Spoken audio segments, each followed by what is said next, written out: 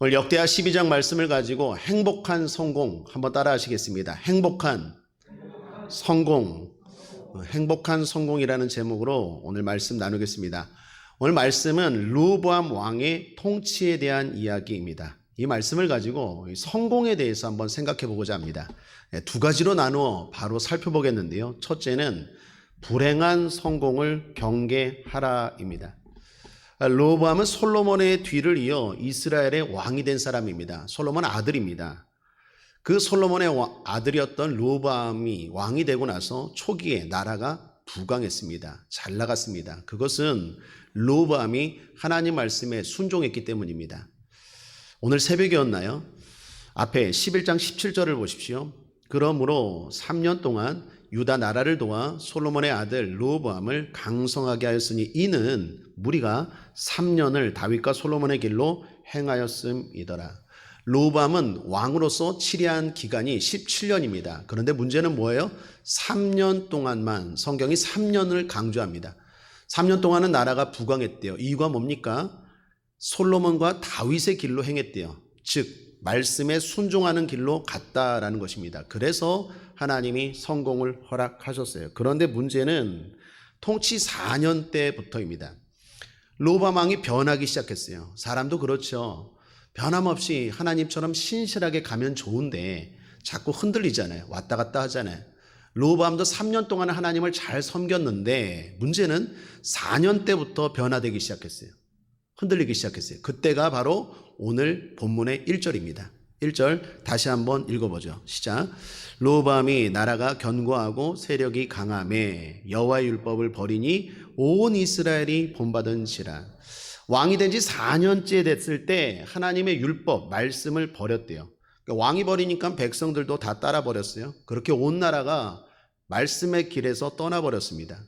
말씀을 버림은 하나님을 버림입니다. 예배를 떠난다는 것, 기도의 자리를 떠난다는 건 하나님을 떠난다는 것과 똑같아요. 자, 그렇다면 르호보암은 왜 말씀을 버렸습니까? 오늘 성경이 그 이유를 말하고 있죠. 다시 1절을 보시면 나라가 견고하고 세력이 강하매. 그렇습니다. 강해지니까 교만했다는 거예요. 르호보암이 강해지니까 말씀에 무관심해지고 따르지 않았다라는 거야. 말씀이 필요 없다고 생각한 것입니다. 그래서 사랑하는 여러분, 강할 때가 제일 위험할 때예요. 역설적으로 약할 때가 가장 강할 때예요.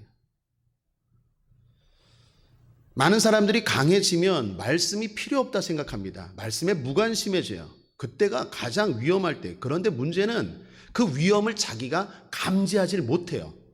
그래서 이게 더 심각한 거예요. 이렇게 생각해요. 나 잘 나가는데 뭐. 나 지금 잘 나가는데 뭐가 걱정이야? 나 지금 행복한데, 강한데, 부강한데 뭐가 문제야? 이렇게 생각한다니까요. 그러므로 사랑하는 여러분, 저와 여러분은 국제하모니게 우리 모든 성도들은 늘 깨어 있어야 될 줄 믿습니다. 주의해야 됩니다. 성경은 말하죠. 고린도전서 10장 2절에 그런즉 선줄로 생각하는 자는 넘어질까 조심하라. 어느 날 수탉 2마리가 벼슬이 피범벅되도록 싸웠답니다. 싸움에서 패한 닭이 자존심이 상해서 담장 밑에 웅크리고 앉아있고 싸움에서 이긴 닭은 담장 위로 올라가서 큰 소리 쳤대요. 내가 킹 닭이다. 내가 이겼다. 내가 최고다. 그렇게 말하는 순간 하늘을 날던 매가 확 잡아갔대요. 승리했을 때, 강해졌을 때 조심해야 합니다. 그때도 하나님을 떠나지 말아야 됩니다. 성공했다고 하나님을 떠나면 그 성공은 실패만도 못합니다. 그래서 그 성공은 오늘 제목과 반대로 불행한 성공이에요. 여러분, 불행한 성공이 있을 수 있어요. 우리의 성공은 오늘 제목처럼, 제가 오늘 잡은 제목처럼 행복한 성공이 돼야 돼요. 하나님을 떠난 성공은요, 불행한 성공이고 불쌍한 성공이에요. 그건 아주 위험한 성공이에요. 그 성공은 결코 성공이라고 말할 수 없어요. 그건 차라리 실패하는 게 나아요. 그 성공은 결국 실패로 끝납니다. 아니요, 오래 가지도 못합니다. 여러분, 오늘 본문의 르호보암도 보십시오. 그가 하나님을 떠나자 어떤 일이 일어납니까? 얼마 못 가서 갑자기 상황이 어려워져요. 애굽이 갑자기 공격해 들어오는데 2절을 보십시오. 저희가 여호와께 범죄하였으므로 르호보암 왕 몇 년에? 5년에 성경이 숫자를 기록하고 있어요. 이제 강조한다라는 거예요. 5년이에요. 아까 얘기했죠. 3년 동안 잘 섬겼어요. 4년째부터 흔들렸어요. 신앙이 자꾸 흔들려요. 예배 자리 떠나고 자꾸 봉사 자리 떠나고 흔들흔들 휘청휘청해요. 삐리리해져요. 그러니까 어떻게 해요? 5년째부터 어떤 일이 일어나요? 애굽이 쳐들어왔어요. 갑자기 쳐들어왔어요. 5년이라고 성경이 말합니다. 50년이 아니에요. 무슨 말입니까? 얼마 못 가서 바로 징후가 나타난다니까요. 그러니까 하나님을 떠난 성공은 성공도 아닐 뿐더러 오래 가지도 못해요. 애굽이 쳐들어왔습니다. 하루아침에 다 가져갔습니다. 9절을 보십시오. 애굽왕 시삭이, 이름이 시삭이에요. 올라와서 예루살렘을 치고 여호와의 전 보물과 왕궁의 보물을 몰수히 빼앗고 솔로몬에 만든 금 방패도 빼앗은지라. 여기 뭔 말입니까? 이 보물들, 다윗과 솔로몬이 그동안 수십 년 동안 모은 보물들이 하루아침에 다 날아가 버렸어요. 이 땅에 우리가 쌓는 보물들이 이럴 수 있다라는 거야. 하루아침에 다 나갈 수 있어요.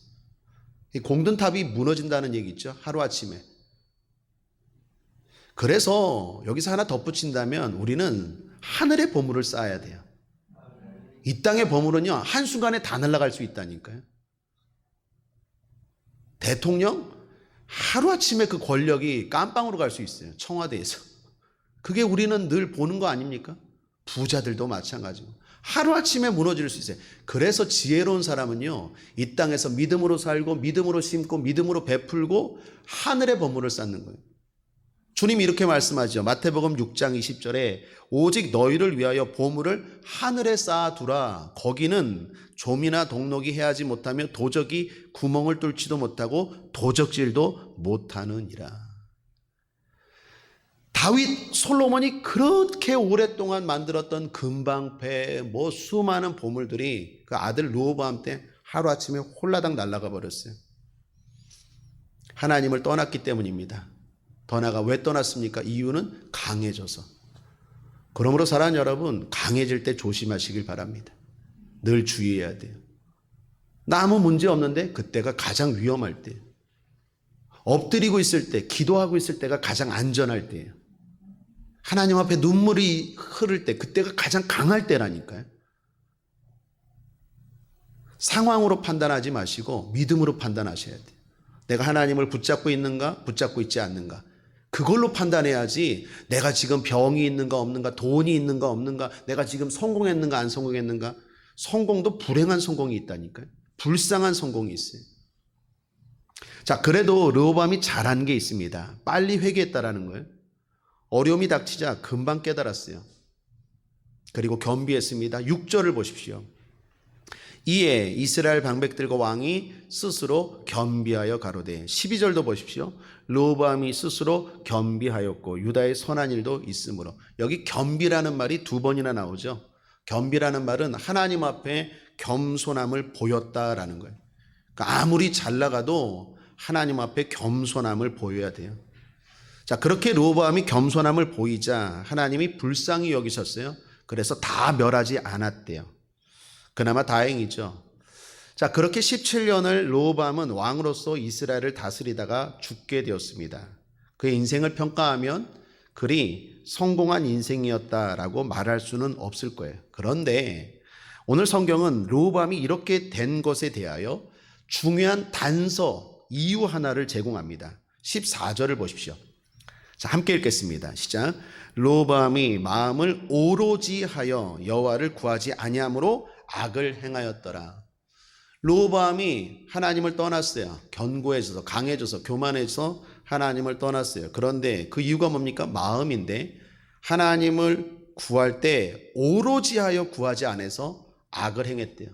말이 어려운데 오로지라는 말이 뭔 말입니까? 마음을 굳게 하다라는 말. 좀 의역하면 전심으로라고 번역할 수 있습니다. 하나님을 구하되, 하나님을 의지하되 전심으로 굳게 해서 찾지 않았다라는 것입니다. 그래서 악을 행했대요. 사랑하는 여러분, 오늘날 세상이, 사탄이 얼마나 악한지 몰라요. 유혹이 얼마나 많습니까? 오로지 하지 아니하면, 굳게 하지 아니하면 하나님을 섬기는 사람들도 악을 행하고 고통당하고 넘어질 수 있는 일들이 얼마나 많습니까? 우리는 TV를 통해서 그렇게 훌륭한 목사님이, 그렇게 신실했던 성도님이 한순간에 악을 행하고 넘어지는 모습들 많이 보죠. 그래서 마음을 굳게 하셔야 돼요. 날마다 오로지 하나님을 섬겨야 돼요. 전심으로 하나님을 봐야지. 그렇지 않으면 어느 순간 긴장이 풀어지는 순간, 내 마음이 적당하다라는 순간 훅 어느 순간 마귀가 내 마음을 들어와서 엉뚱한 거 바라보고 있고 엉뚱한 장소에서 엉뚱한 일하고 있은 내 모습을 볼 때가 있어요. 세상이 너무나 악합니다. 너무나 음란하고 너무나 폭력적이고 너무나 쾌락적이에요. 우리나라는 밤도 없어요. 24시간 먹고 즐기고 놀 수 있는 나라가 대한민국이에요. 이건 축복인과 동시에 반대로 엄청난 유혹이, 얼마든지 마음을 먹으면 생활의 패턴이 그냥 완전히 무너질 수 있어요. 마음을 오로지 안 하면 그냥 어느 순간 그냥 마음대로 살 수 있어요. 밤에는 자야 돼요. 한번 따라하겠습니다. 밤에는 자야 됩니다. 물론 특별히 일해야 되는 분 빼고. 여러분, 밤은 유혹의 시간이에요. 밤엔 자야 돼요. 아침에 일찍 일어나야 돼요. 그런데 이 세상이 그렇게 만들질 않아요. 꼭 재미있는 TV 프로그램은 꼭 철야 끝나면 해요. 살겠어요. 자야 되는데. 그죠? 10시부터 막 시리즈, 미니 시리즈 막 이런 거 재밌는 거 하잖아요. 또 막 먹는 거 이런 거 하고. 패턴을 완전 무너뜨려 버려요. 마음을 내가 굳게 하고 일찍 자고 일찍 일어나고 하루는 기도로 시작하고, 이거 안 하면요 완전 삶의 리듬이 무너져 버릴 수 있는 악하고 음란한 시대 가운데 살아가요. 그래서 마음을 오로지 해야 돼요. 굳게 하지 않으면 어느 순간 내 삶의 패턴이 완전히 무너져요. 쥐가 쥐약을 먹고 죽는 것에 대한 글을 읽었습니다. 여러분, 놀랍게도 쥐는요 쥐약이 든 음식을 안 돼요. 쥐가요 후각이 엄청나게 발달했대요. 그래서 냄새를 맡고 금방 구별한다고 합니다. 이거 독약 든 거야. 쥐가 똑똑해요. 코가 엄청나게 발달됐어요. 근데 희한하죠? 약을 먹고 죽어 있잖아요. 뻗어 있잖아요. 왜 죽을까요? 유혹을 못 이겨서래요. 그러니까 쥐가요 이거 먹으면 죽는다 알아요. 그런데 냄새가 너무 좋은 거예요. 그래서 쥐가 이렇게 중얼거린대요. 물론 쥐가 중얼거리는 걸 다 알아듣지 못해요. 상상하는 거예요. 그 냄새를 맡으면서 쥐가 그러는 거예요. 냄새만 맡는데 뭔 일이 있으려고 찍찍 찍찍 거리면서 이제 맞는 거예요. 냄새가 너무 좋으니까. 이거 약이야, 쥐약이야, 독약이야, 이거 먹으면 죽어. 알아요. 아는데 냄새가 너무 좋아. 그러니까 스스로 자꾸 합리화하는 거야. 아이, 냄새만 맡을 거야. 그러면서 쥐약이든 그릇 쥐를 돈대요. 그러다가 점점 용기가 생기죠. 죄라는 게 그래요. 아이, 맛만 보자. 맛 한번 보는다고 죽겠냐? 그러면서 쥐가 또 이렇게 돌다가 한번 이렇게 생각만 해도 징그러운데, 하여튼 쥐가 이렇게 맞는데요. 그 음식에 대요. 그럼 어때요? 맛이 끝내주는 거예요. 쥐약이 그렇게 맛있대요. 쥐한테는. 그러면 이제 더더더 나가는 거죠. 결국 음식을 입에 넣는데요. 그러면서 쥐가 중얼거린대요. 삼키지만 말자. 삼키면 난 죽는다. 근데 삼키지만 말자. 그리고 입에 넣는데요. 근데 이게 돼요? 어느 순간 어이구 들어갔네. 찍 하고 죽는 거예요. 내가 이거 읽으면서 도전이 되더라고요. 여러분, 우리도 마찬가지예요. 모릅니까? 다 알아요. 근데 이거 한 번 먹는다고, 이거 한 잔 마신다고, 이거 한 번 한다고 뭐 내가 이렇게 되겠어? 그게 망하는 지름길이에요. 우리도 마찬가지입니다. 사탄이 얼마나 교활한지 몰라요. 그래서 우리 주위를 맴돌면서 끊임없이 유혹하더라라는 것입니다. 요즘 수요 예배 때 에베소서 말씀을 나누고 있지 않습니까? 특별히 에베소서 6장은 영적 전쟁에 대한 말씀이죠. 사탄이 공격하는데 이길 수 있는 방법들을 나누고 있죠. 하나님의 전신갑주, 구원의 투구, 의의 흉배, 진리의 허리띠, 믿음의 방패, 복음의 신발. 성령의 검, 이런 하나님의 전신갑주를 입어야 되는데 지난 시간에 가장 중요한 것 하나, 기도로 입는다라고 했죠. 그래서 기도를 부탁해야 된다라고 말씀을 나눴죠. 에베소서 6장 19절에 바울이 말합니다. 또 나를 위하여 구할 것은, 무슨 말입니까? 바울이 자신을 위해 기도해 달라라고 말합니다. 여기 기도를 부탁하는 사람들은 에베소 교회 성도들입니다. 즉 바울은 위대한 사도 아닙니까? 자기가 세운 교회, 자기가 전도한 성도들에게 나를 위해 기도를 해달라라고 부탁해요. 기도를 부탁하는 건 연약함이 아니라 겸손함이고 지혜예요. 기도를 잘하는 사람, 믿음이 좋은 사람에게 기도를 부탁하는 것도 중요하지만 아무리 새신자일지라도 나를 위하여 기도를 해준다, 그러면 안 하는 것보다 훨씬 더 강력해요. 기도는. 여러분, 예수님도 그렇지 않습니까? 예수님이 겟세마네 동산에 올라갈 때 혼자 올라가지 않죠. 제자들을 데리고 왔어요. 그때 뭘 부탁합니까? 기도를 부탁해요. 예수님이, 그것도 하나님께가 아니라 자기보다 훨씬 믿음이 약한 제자들에게. 마태복음 26장 37, 38절에 베드로와 세베대의 두 아들을 데리고 가실 때 고민하고 슬퍼하사 이에 말씀하시되 내 마음이 심히 고민하여 죽게 되었으니 너희는 여기 머물러 나와 함께 깨어 있으라 하시고, 여기 너희는 누굽니까? 제자들이에요. 제자들.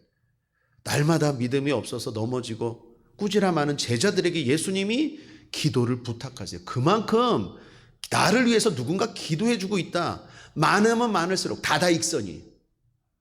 기도는 파워입니다. 엄청난 힘이에요. 그런 의미에서 우리도 서로 기도해 줘야 됩니다.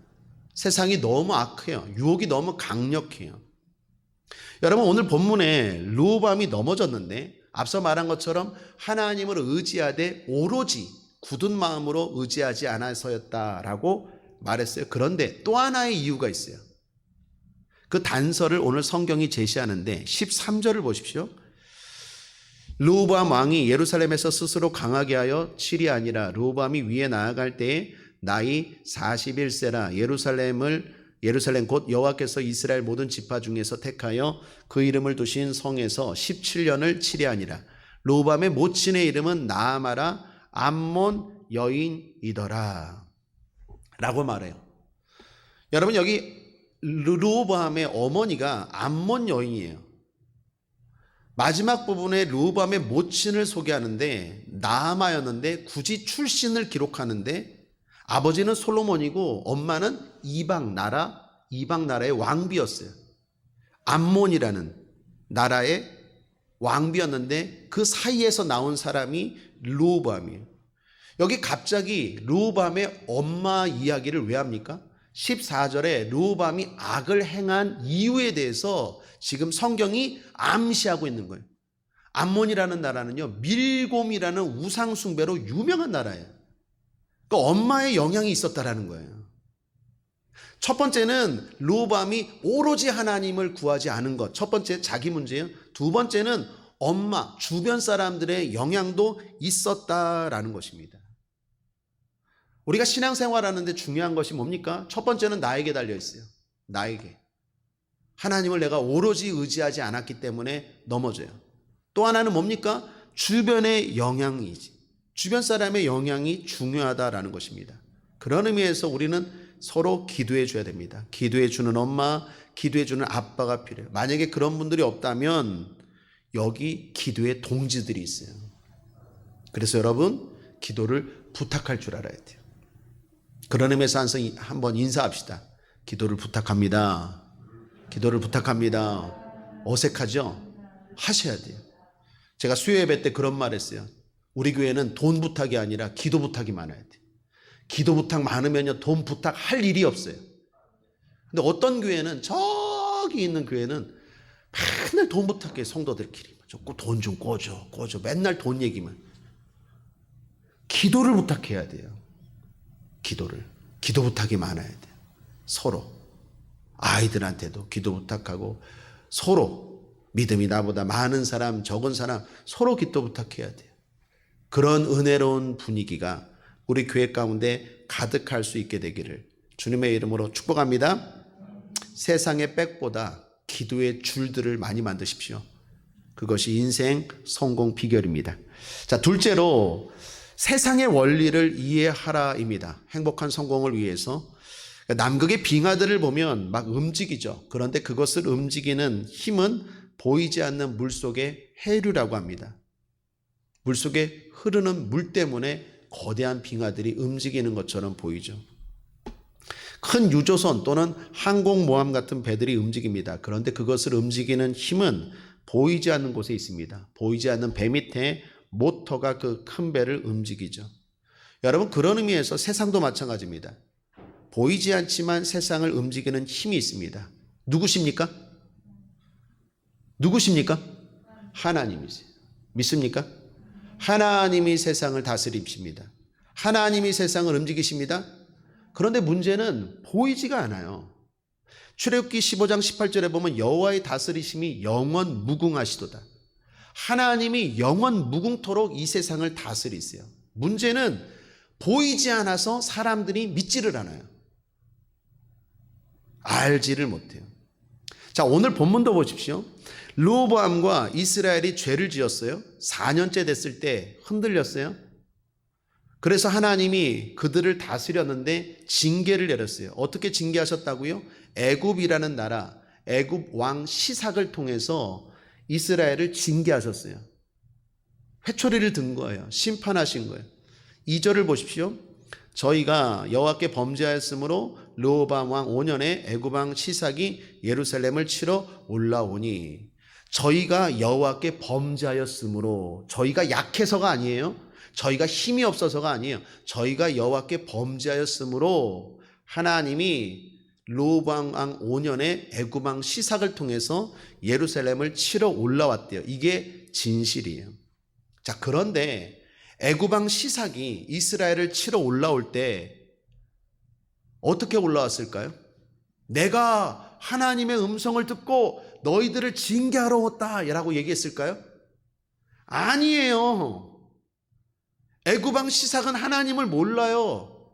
하나님을 알지도 못하는데 갑자기 애굽 왕 시삭이, 야, 내가 너희들이 죄를 져서 하나님이 나를 보냈다, 너희를 내가 심판한다 라고 생각도 안 했을 뿐더러 그렇게 온 것도 아니에요. 그들이 온 목적은 뭐예요? 표면적인 이유는 뭐예요? 세력 확장이에요. 나라를 침공해서 자기 나라를 넓히고자 온 거예요. 그런데 그 이면적, 그 근본적 이유는 뭐예요? 하나님이 애굽을 통해서 이스라엘을 징계하고 계시다라는 거예요. 오늘 성경은 분명히 말씀하잖아요. 5절에서 다시 한번 말씀하십니다. 선지자 스마야를 통해서 함께 읽어보죠. 시작. 때에 유다 방백들이 시삭을 인하여 예루살렘에 모였는지라 선지자 스마야가 르호보암과 방백들에게 나와 가로되 여호와의 말씀이 너희가 나를 버렸으므로 나도 너희를 버려 시삭의 손에 붙였노라 하셨다 한지라. 분명히 말합니다. 너희가 하나님을 떠났기 때문에 하나님이 너희를 심판하는데 하나님의 손이 막 나타나서 심판하는 게 아니라, 그렇게 징계할 자들 징계하고 복줄 자들을 복주는 게 아니라 다른 나라, 다른 사람을 통해서 징계도 하고 축복하시더라라는 거예요. 근데 이걸 애굽 왕 시삭이 알까요, 모를까요? 몰라요. 자기가 쓰임받고 있는 것도 모르고 세상 사람들도 몰라요. 누군 알아야 돼요? 성도는 알아야 돼요. 이건 하나님이 치시는 거야. 여러분, 이스라엘과 르호보암이 우리가 약해서 애굽에게 침공당했다라고만 생각하면 안 돼요. 죄를 지어서 지금 애굽이 갑자기 우리를 징계하는 거, 이건 하나님이 허락하신 일이야 라고 생각하는 게 맞아요, 틀려요? 맞죠. 그래서 이게 이해가 안 되는 거예요. 세상 사람들은 이해 못해요. 우리는 분명히 말하죠. 그리고 그게 진리예요. 하나님이 이 세상을 영원 무궁토록 다스리는 줄 믿습니다. 그런데 하나님의 다스리심이 보이질 않아요. 그래서 세상 사람들은 겁없이 말해요. 어디 하나님이 있어? 애굽 왕 시삭도 말해요. 무슨 소리야, 내가 이스라엘을 침공하는 건 하나님의 도구로 심판하는 게 아니라 우리나라 확장하려고 하는 건데, 이렇게 말한다니까요. 그런데 하나님은 기가 막히게 그 모든 것들을 사용하셔서 역사를 움직이고 있다라는 것입니다. 세상은 모르지만 중요한 건 하나님의 성도들, 백성들은 알아야 돼요. 그래야 진정한 행복한 성공자가 될 수 있어요. 여러분, 예를 들어 요셉이 꿈을 꿨습니다. 하나님이 주신 꿈이었습니다. 놀라운 꿈이었죠. 그런데 그 꿈을 꾸고 형들에게 핍박을 당했습니다. 이유가 뭡니까? 말 실수였어요. 또한 형들의 시기심 때문이었어요. 그런데 그 이면에 진짜 이유가 있었죠. 하나님의 손길이 있었어요. 요셉을 향한 하나님의 연단이었어요. 요셉이 13년 동안 연단 받잖아요. 그래서 애굽의 총리가 되고 하나님의 뜻을 이루잖아요.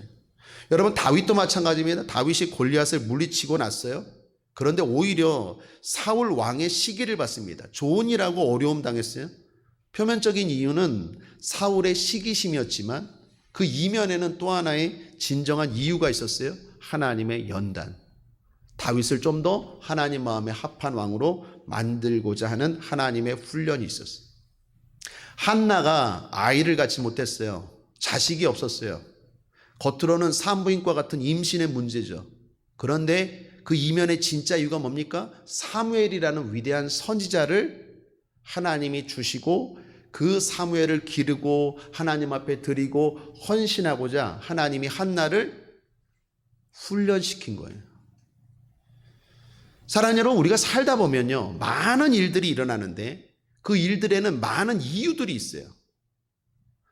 그 일 이유에는 일방적으로 영적인 이유만으로 해석하고 보라는 얘기가 아니에요. 예를 들면 우크라이나가 지금 러시아의 침공을 받았습니다. 그렇다고 해서 우크라이나가 죄를 져서 하나님이 러시아를 통해서 우크라이나를 심판한다라고 함부로 말하면 안 돼요. 모든 일을 영적으로만. 또 하나, 코로나가 터졌습니다. 코로나가 터졌을 때 어떤 목회자분들은 단언적으로 막 얘기했어요. 우리가 죄를 져서 하나님이 코로나로 이 세상을 심판하는 거다. 그렇게 영적으로만, 편파적으로만 말하고 단정하면 안 돼요. 복합적인 이유가 있어요. 그래서 우리는 세상을 균형적인 시각으로 볼 줄 알아야 돼요. 그런데 분명한 것은 하나님이 이 세상을 다스린다라는 거예요. 그리고 그 이면에는 하나님의 손길이 있고 그 손길을 볼 수 있어야 한다라는 것입니다. 그러므로 여러분께 드리고 싶은 말은 어떤 일에 대해서 쉽게 비관하지 마십시오. 함부로 판단하지 마십시오. 절대로 낙심하지 마십시오. 그 속에서 일하시는 하나님의 손길이 있어요. 물론 내가 잘못한 거지만 내가 잘못한 것도 결국 합력하여 선으로 바꾸실 수 있는 하나님의 손길이 있다니까요. 그 손길을 바라보고 의지하고 포기하지 않고 낙심하지 않아야 될 줄 믿습니다. 예를 들어 끝으로 한 이야기 하나 소개하죠. 얼마 전에 돌아가신 이어령 박사님이 계시죠. 따님이 이민아 변호사이십니다. 이민아 변호사, 이분은 나중에 목회자가 됐죠. 그 아버지보다 더 먼저 돌아가셨어요. 이민아 목사님이 살아생전에 쓰신 책이 있는데 제목이 땅끝의 아이들입니다. 땅끝의 아이들. 그 책에 보면 이 이민아 이어령 박사님의 따님이 얼마나 많은 고난과 역경을 겪었는지에 대해서 기록하고 있어요. 이분이 한때 미국에서 변호사로, 검사로 성공한 교포, 이 나라에서도 검사, 변호사면 참 잘 나가는 분 아닙니까? 근데 미국에서 그런 성공한 교포로서 삶을 살았는데 많은 아픔이 있었어요. 예를 들면 이혼했죠. 이혼의 아픔. 또한 치료 불가능한 암 선고까지 받았어요. 뿐만 아니라 부모에게 제일 아픈 게 뭡니까? 자녀죠. 자녀가 아프면 힘들죠. 둘째 아들이 자폐증에 걸렸어요. 더 놀라운 건요, 큰아들은 19일 만에 세상을 떴대요. 죽었대요. 19일 만에, 첫째는 태어난 지. 여러분, 하나만 해도 어려운데 이런 많은 어려움들을 겪었습니다. 자, 이런 일들이 일어나면 분명히 한 가지 이유만 있는 건 아니에요. 복합적인 이유들이 있다라는 거예요. 그리고 그 이유들 가운데는 자신의 잘못도 있어요. 우리의 삶 가운데 일어나는 고난이나 고통, 불행이나 아픔들, 그러한 이유는 자신의 잘못도 분명히 있다라는 거예요. 그러나 중요한 건 앞서 말씀드린 것처럼 포기하지 말아야 돼요. 낙심하지 말아야 돼요. 하나님의 손길을 봐야 돼요. 이민아 변호사는 이때 어떻게 했을까요? 오히려 하나님을 의지했대요. 그리고 하나님을 더 만나게 되는 계기가 됐고 하나님의 손을 붙잡게 됐어요. 그래서 결국 불치병이던 암은 치료되고 둘째 아이 자폐증은 고침받게 되는 기적을 경험해요. 그리고 결과적으로 무엇보다 아버지 이어령 박사님이 이 딸 때문에 주님을 영접하게 됩니다. 결국 변호사에서 하나님의 종, 목사로서 성공적인 삶을 살고 천국에 가셨죠. 사랑하는 여러분, 우리의 삶에 하나님의 손길이 있어요. 세상을 다스리는 하나님의 손길이 있어요. 겉으로는 다른 이유지만 그 이면에 하나님이 역사를 주관하고 계세요. 그 하나님의 손길을 바라보고 하나님을 의지하면 내가 잘못해서 또는 내가 실수해서 또 내가 부족해서 일어난 어려움일지라도 얼마든지 그걸 통해서 하나님이 더 좋은 것들로, 더 선한 것들로 바꿀 수 있는 줄 믿습니다. 그러므로 하나님의 그 손길을 볼 수 있어야 되고 의지할 줄 아는 저와 여러분 되길 바랍니다. 오늘 이 밤에 혹시 여러분 가운데 어려움이 있는 분들 계십니까? 그리고 그 어려움의 이유 중 하나는 여러분 잘못 때문에 일어난 일인 것 있습니까? 냉정하게 살펴보셔야 돼요. 그러나 그것만 보지 말고 그 이면에 하나님이 손길이 또한 있어요. 그 손길을 바라보고 회개할 것 회개하고 더 하나님을 의지함으로 말미암아 오히려 고난을 유익으로 바꿀 줄 아는 저와 여러분 되길 바랍니다. 말씀을 정리합니다. 행복한 성공이라는 제목으로 말씀 나누었어요. 행복한 성공을 위해서 먼저 불행한 성공을 경계해야 됩니다. 하나님을 떠난 성공, 불행하고 불쌍한 성공입니다. 그런 성공은 바라지도 말아야 됩니다. 결코 오래 가지도 못하고 한순간에 무너집니다. 그래서 결국 후회하게 되는 성공입니다. 그렇게 되지 않기 위해 마음을 굳게 하십시오. 그리고 기도를 부탁할 줄 아는 지혜와 겸손이 있게 되길 바랍니다. 또 하나, 행복한 성공을 위해 세상의 원리를 이해할 줄 알아야 돼요. 세상을 다스리는 분은 하나님이십니다.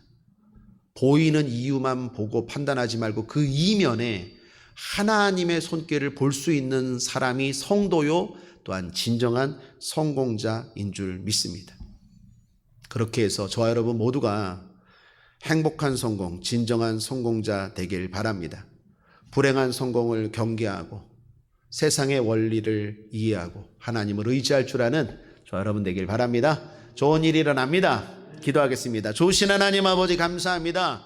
우리 국제하모니교회 모든 성도들 행복한 성공자 되게 하여 주옵소서. 감사드리며 예수님의 이름으로 축복하고 기도했습니다. 아멘.